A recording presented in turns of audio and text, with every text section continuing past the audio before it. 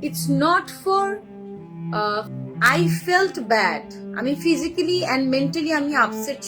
ভাই তুই ভালো থাকিস। আন্দোলনে গুলিতে নিহত হওয়া ভাই আলামিনকে নিয়ে 7 মাস পর কেঁদে কেঁদে তানজিন তিশা কি বলছে। 7 মাস পর কবর থেকে উত্তোলন করা হলো আলামিনের মরাদেহ।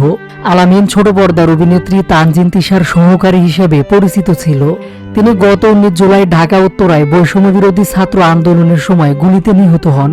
ময়না তদন্তের জন্য লাশ তোলা হয়েছে বলে জানা গেছে। এদিকে 7 মাস পর ছোট ভাই আলামিনের লাশ উত্তোলন করা নিয়ে নিজের ফেসবুকে আবেগঘন একটি স্ট্যাটাস দিয়ে চরম ক্ষোভ প্রকাশ করেন অভিনেত্রী তানজিন তিশা। পোস্টটিতে আলামিনের সাথে নিজের একটি ছবি শেয়ার করে তিশা লেখেন, আলামিন শুধুমাত্র সহকারী নয়, সে আমার ভাই। সে আমার সাথে 5টি বছর ছিল। সে ছিল নিষ্পাপ একটি ছেলে এবং সে জুলাই ও আগস্টের আন্দোলনে গুলিবিদ্ধ হয়ে শহীদ হয়। 7 মাস পর আলামিনের মরদেহ কবর থেকে উঠানের মতো নির্মম বিষয়টি আমি মোটেও সমর্থন করছি না। এ কর্মের মাধ্যমে কি লাভ হবে? শুধুমাত্র ওর আত্মাটা কষ্ট পাচ্ছে। পুরো বিষয়টি জানার পর বিষয়টি আমার কাছে মেনে নেওয়া অনেক কষ্টদায়ক। তিশা আরও লেখেন, এর পিছনে যে বা যারা জড়িত তারা কোন উদ্দেশ্যে এই কাজটি করেছে আমি চিন্তা করে খুবই হতবাক বিষয়টি নিয়ে। ভাইয়া তুই ভালো থাকিস।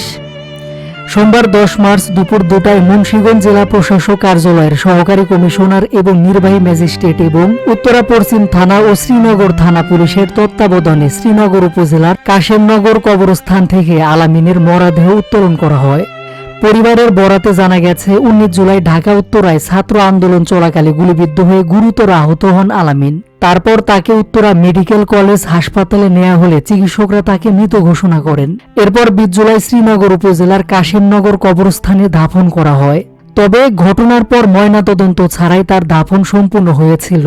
4 মাস পর নিহত আলামিনের বড় ভাই বাদল খলিফা উত্তরা পশ্চিম থানায় একটি মামলা দায়ের করেন।